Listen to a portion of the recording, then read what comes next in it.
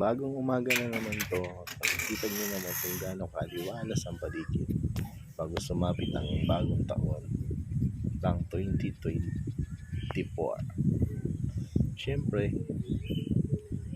marami tayong gagawin ngayon. Nililinis ng bahay bago maghanda.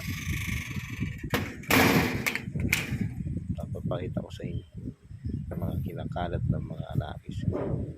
Ito nga pala yung dala ng asawa ko kagabi. Galing sa gala. Dito, nakaayos ko lang. Ngayong umaga, gulo-gulo na naman.